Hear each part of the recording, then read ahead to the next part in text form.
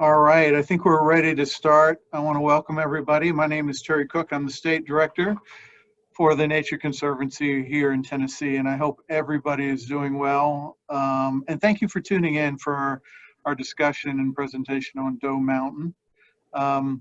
First, just a couple of things. During the presentation, we certainly encourage you to ask questions. Hope Woodhouse, who is on the line, and you'll see her. Hope, say hi. Hope will be just kind of moderating the question and answers. Make sure as you have questions, they get answered, or you can wait towards the end of the presentation. Gabby is happy to answer those questions as we go forward.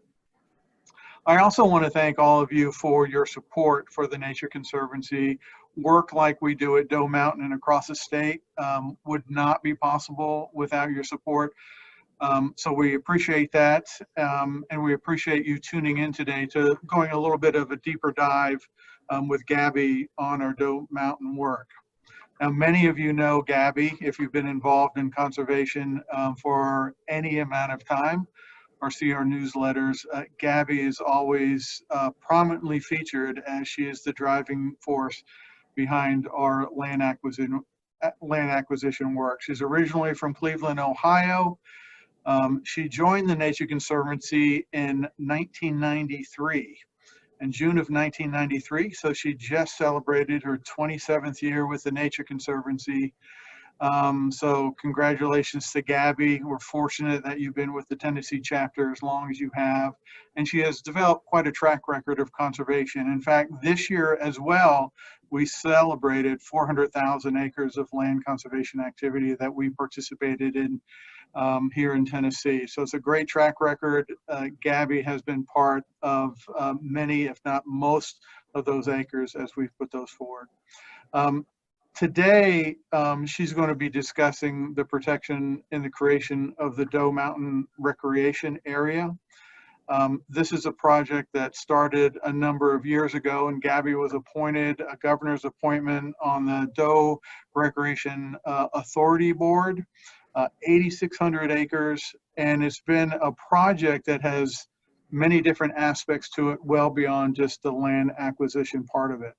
So Gabby, thank you for joining us today. Look forward to the conversation. And please, those of you on the line, feel free to ask questions as we go forward. So Gabby, turn it over to you.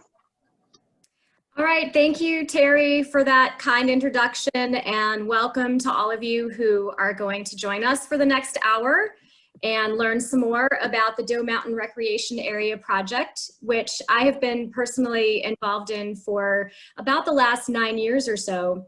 And so what I'm going to do today is kind of talk about the history of the project and the fits and starts that it has had, and the success stories that we're able to share about this interesting project right now.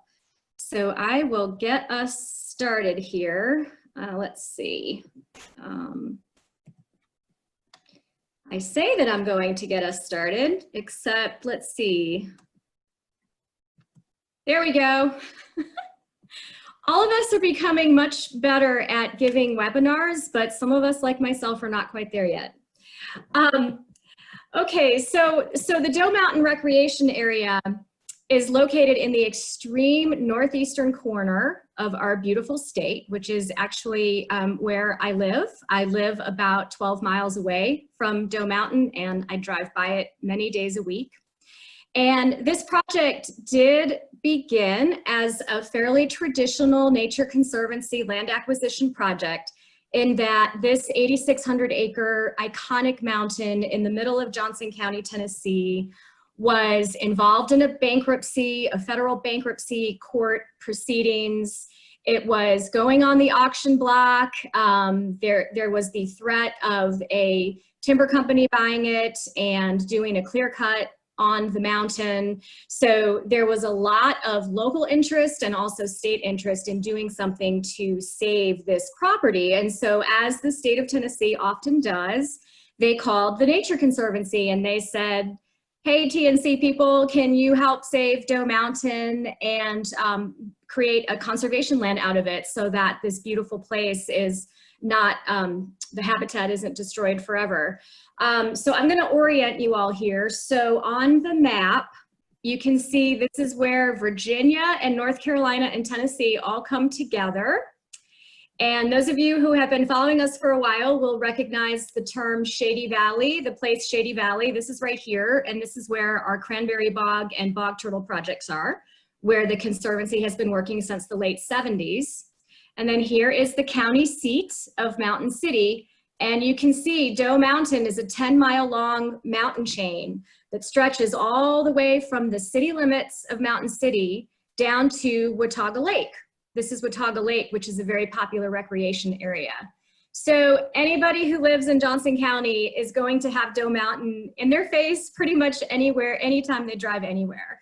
And I don't know if you can see my cursor, but I live right here, right over the border, right there on the North Carolina side. So that's just to get you oriented, extreme Northeast Tennessee. So we were successful, the Conservancy was successful in extracting the mountain from its federal bankruptcy proceedings. And I should say that, let me back up. I don't know if you all can see on this map, but see that little tiny square that's right there in the middle of the mountain? That is actually a place where some developers from South Carolina intended to build a high-end ridgetop community called Daniels Trace.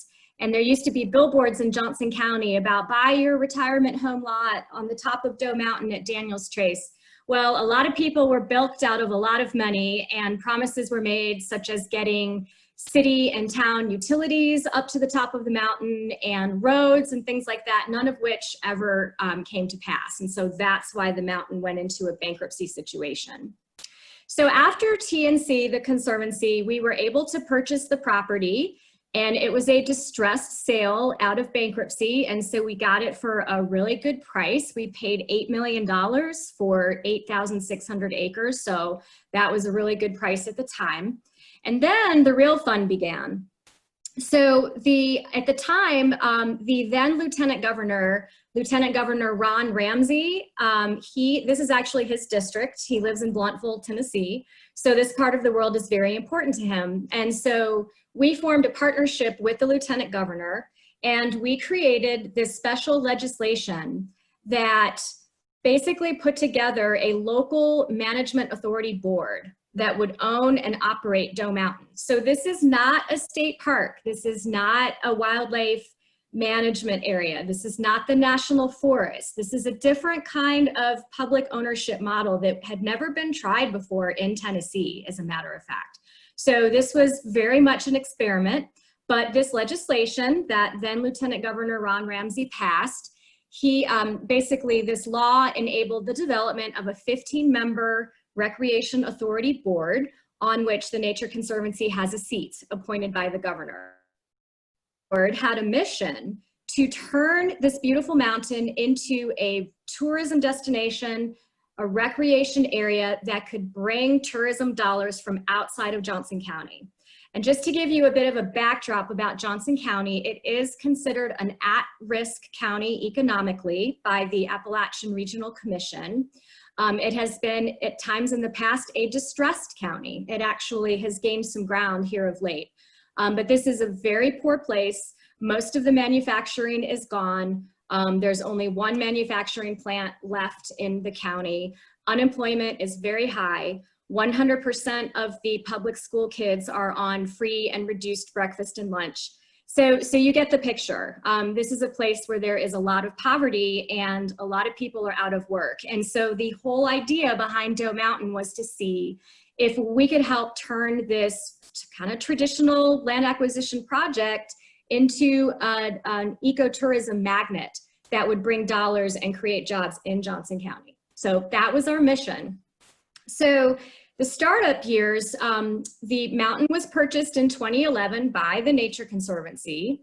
And then by 2012, we had transferred it to the state, and then the state had transferred it to the local authority board.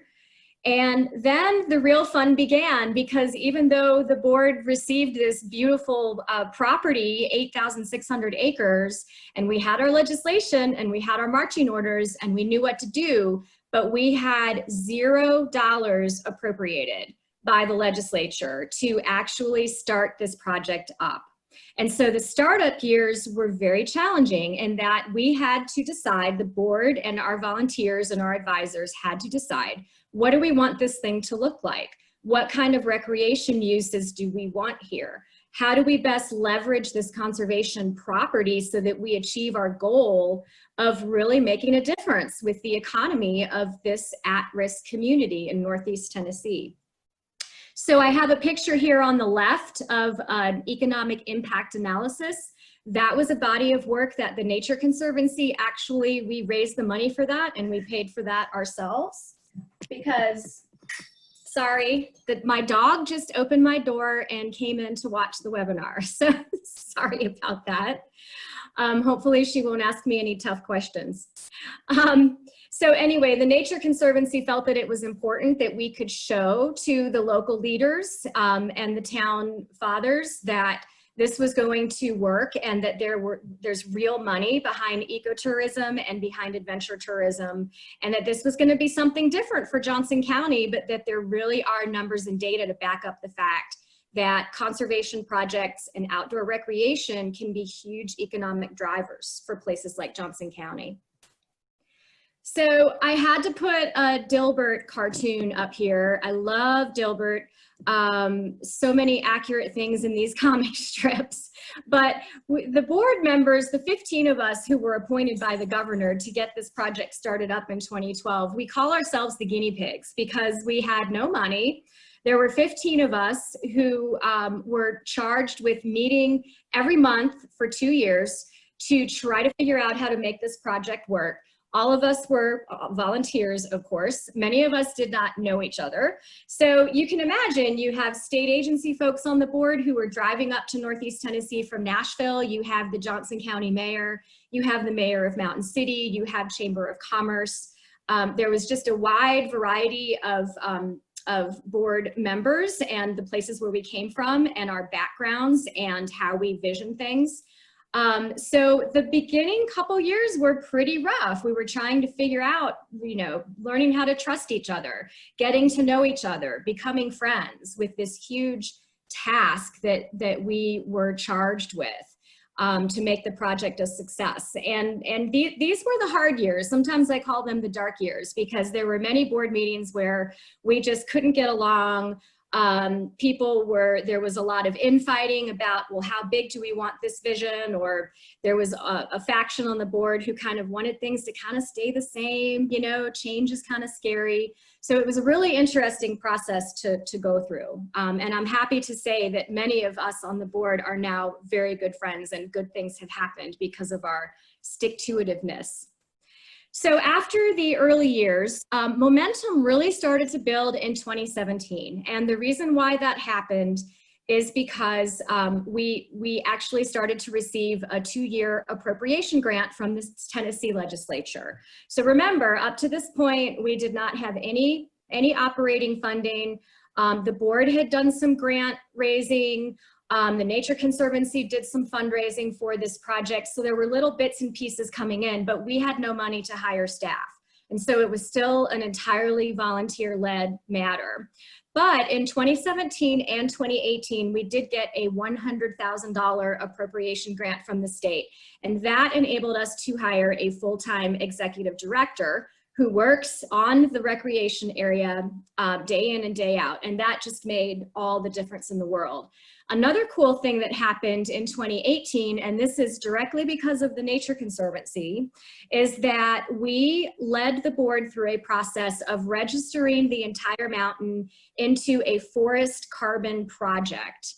So you all will hear the Nature Conservancy talking about forest carbon. It's something that we employ on our own land, such as the Chestnut Mountain Preserve in White County. This is something that we do with private landowners who have large critical acreages of forest land in Tennessee. Forest carbon is a way that a big property with good standing timber can actually realize an ecosystem service from letting those trees stay and continue to store carbon. So fortunately, the board was all for it, and we signed a carbon development and marketing agreement with a carbon developer called Blue Source. And this began a new creative funding stream because we knew that we wouldn't be able to rely on the state appropriation grants in a regular way. We also had a mayor change in Johnson County, and this is not to say that the original mayor who was involved was not a fan of the project. He definitely was. But when we had a mayoral change in 2018, I believe it was, then there was an expansion of the vision and how this could be not just a good thing for Mountain City and Johnson County, but also the new mayor was wanting to tap into more regional sort of ecotourism branding and initiatives, which was really great. So the blinders kind of came off with that change. And then we also increased our government grant activities so that we had more money to actually build new trails, repair trails, build overlooks. This really cool fire tower that you see is on top of Doe Mountain. It was built in the early 30s. It is a National Historic fire tower, so it's actually protected by different historic society regulations. We were able to get a grant to do some history appropriate renovations to the fire tower and make it safe so that people can actually go up in it today. So lots of good things. It's amazing what a little bit of money and a staff person will do for a project. So now, kind of bringing us up to the present, and this is where we have even more things to celebrate with Doe Mountain. We are going to receive in September a $1 million Recreation Trails Program grant to continue building out the amenities and the attractions on the mountain, such as overlooks, loop trails, picnic areas, and the like, thunder shelters, things like that. This funding source is actually federal in nature. It comes from the Federal Highways Association, and it flows to the states for projects just like this, for recreation, transportation type projects. The carbon revenue, I don't know if you can see, or it's my type is kind of hidden by the Brady Bunch videos here, but the carbon project has turned out to be a smashing success. In the first 13 months of the carbon registry, the Doe Mountain Board has netted over $900,000 in carbon credit sales. Who is buying these credits? Well, there are companies like utility companies, Home Depot, UPS, companies that are trying to zero out their carbon footprint in their business models. So those type companies are looking for projects like Doe Mountain where they can mitigate their own carbon emissions impacts and in turn support a really great conservation project like Doe Mountain. So almost $1 million in the first 13 months of having the mountain registered has been a lifesaver in many ways, as you can imagine. Our user pass sales, we do sell recreation passes on the mountain so that people with all-terrain vehicles, ATVs, horseback riding, mountain biking, hiking, those are the 4 main user groups that we attract to Doe Mountain. This is a pay-to-play park because, again, no state appropriations, so we do charge user pass fees for people who come to play on the mountain. The user pass sales have doubled since we started selling passes in 2014. Our staffing has increased from the 1 executive director to we actually have the executive director, an assistant park manager, a full-time, wonderful young man from Johnson County who was an intern at the park. We just promoted him to a full-time assistant manager job with benefits, which he's never had before in his life. He's a graduate of Johnson County High School and for family reasons wasn't able to go to college. So this is really a game changer and a life changer for him. And it makes all of us really happy who have been involved with the project. We also host federal grant workers. There is a federal youth workforce development grant that comes through Tennessee Economic Community and Development Agency. And so they actually fund with federal money, they pay young people in the county who are looking to develop work skills. We host between 2 and 4 of these young people at a time, and the federal government actually pays their minimum wage that they make, and so they work on the mountain doing a variety of things and building their resumes. So we also host some young underserved youth positions on the mountain as well. And then finally, last year, for the first time, because things have been going so well at Doe Mountain, we now have cash financial commitments from both Johnson County and the town of Mountain City to match various grants that we have raised from other sources that require match. So that's actually pretty huge because the budgets here at the county and city level are quite strapped. There's not a lot to go around. So the fact that Johnson County and the town of Mountain City are putting real skin in the game, that's also been a really amazing and gratifying thing to see. So just a few graphs here. We have been keeping data to measure our success with this project. And this right here is a somewhat outdated graph of the user pass trajectory since we began selling passes in 2014. And I can say that 2020 is not on this graph yet, but in calendar year 2020, we have already surpassed the $70,000 mark in user passes sold. So that's just a testament to how successful this recreation area has been. We have people now coming from all over the eastern United States to recreate and ride here at Doe Mountain, and the user pass sales history proves that. We also have been tracking social media metrics as well. And so the darker green of those bars, these are the Facebook likes and followers. And again, my apologies, this graph is out of date, but the bars just keep continuing to go up and up and up as the word spreads that this is a really fun place to come and recreate and bring your family and spend your money. So back to one of the original goals that the guinea pigs were faced with when we started up with our board meetings. We really wanted to see, can this project spur local economic development in Johnson County? And I am so proud to be able to say that yes, Doe Mountain is and will continue to spur local business startups because the mountain is there and because it is now a tourism destination. For example, to date, there have been 3 private campgrounds that have developed around the edges of Doe Mountain. So neighbors of ours who have property that adjoins the mountain, 3 campgrounds that are full beginning in April and through the fall that are full. So those campground owners are doing great. They're very happy. We have one local gentleman, an entrepreneur named Dean Kirby, who is a cattle farmer. And he started a business renting off-highway vehicles to people who come to Doe Mountain, but they don't own their own machines.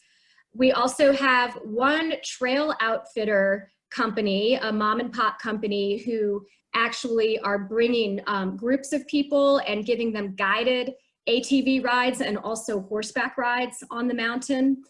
There's actually another outfitter that is completing their paperwork, so we'll actually have 2 concessionaires of sorts. And then finally, and this is early in the process, but there is a new lodge on Watauga Lake on the south end of the mountain, that map that I showed up at the beginning of the presentation. There are plans, and this has already passed the Johnson County Commission, that there's going to be a new hotel lodge type place at the southern end of the mountain, which will bring several jobs to the county associated with that hotel. So one thing I wanted to note here, because I chose this picture on purpose, I chose a picture of the dirt bike riders because dirt bike riding is a very, very popular user group at Doe Mountain. And so we're the Nature Conservancy, and so we get questions on a fairly regular basis, although not as much as we did in the beginning. Like, okay, Nature Conservancy, you are a conservation group. Why are you involved with a project that involves people driving in the woods, that involves dirt bikes, that involves these off-highway vehicles and ATVs, OHVs and ATVs? And that's a great question, because some people, they can't really jive the conservation part of our mission with this type of land use. So I did want to address that quickly in this presentation in case any of our guests on the show today were wondering. So first of all, it was always the expectation by our Lieutenant Governor and the Tennessee legislature that we allow some kind of motorized use at Doe Mountain. The reason for that is because there are other examples of motorized recreation areas elsewhere in the Southeast, including one in Southwest Virginia, which is not too far away from Doe, where this is an extremely popular and explosive kind of user group.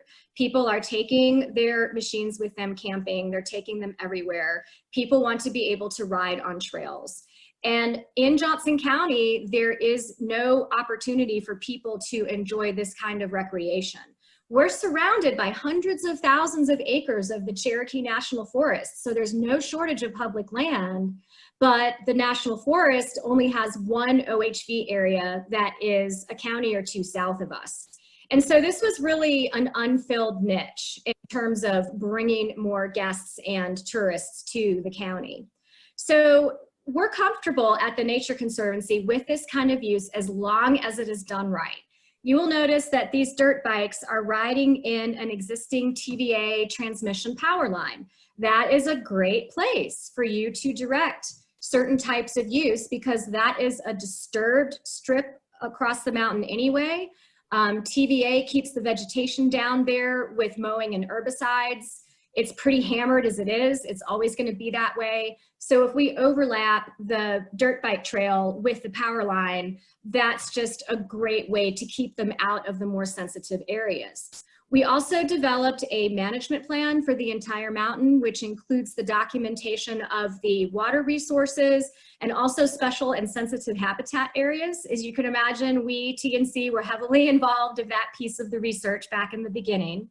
And so we now know the places where we don't want people to drive. We know where we don't want new trails to be built.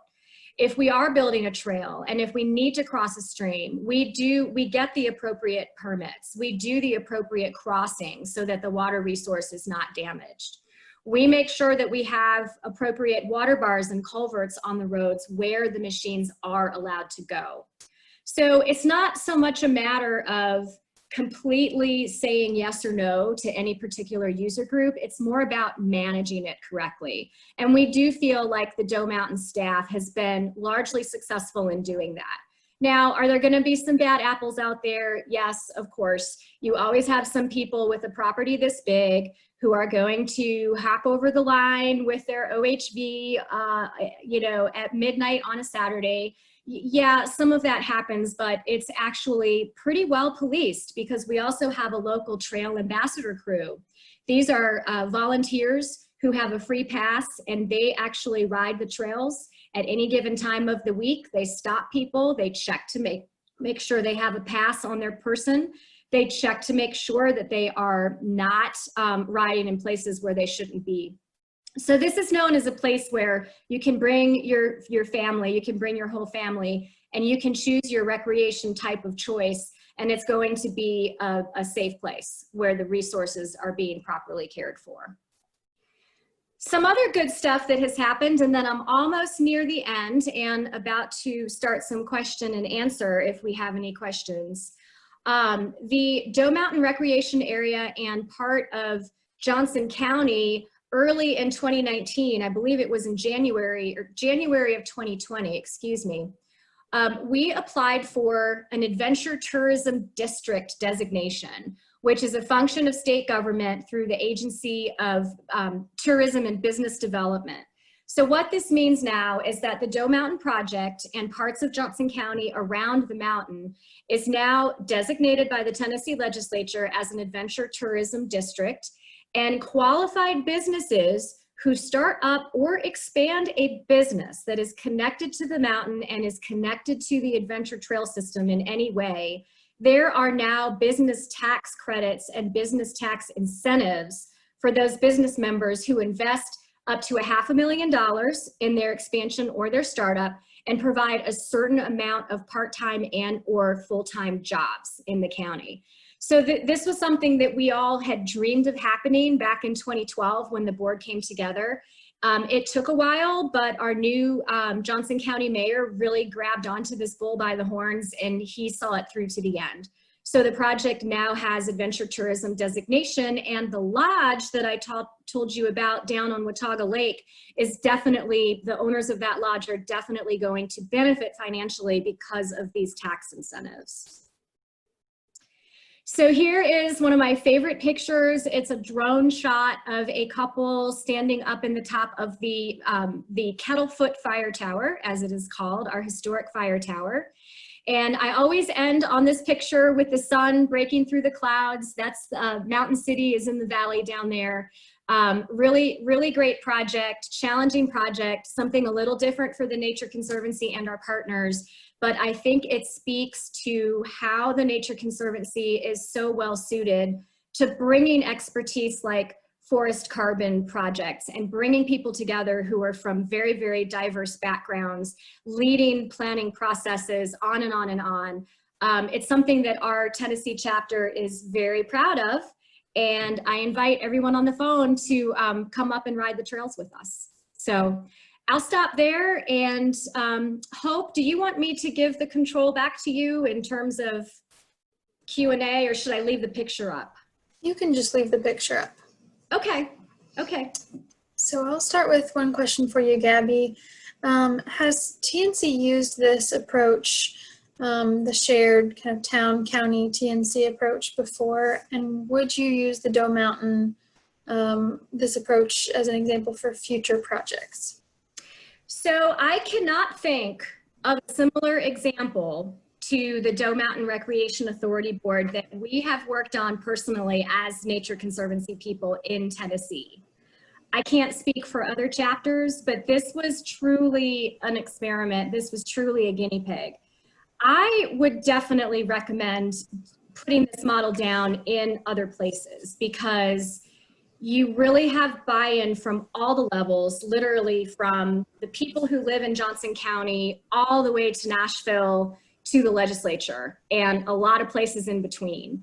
And so I think that even though it was kind of rough in the beginning to get the project started and, you know, building trust and becoming friends and all of that, it was difficult. I mean, and it took a couple of years to get to a point where we were operating more smoothly.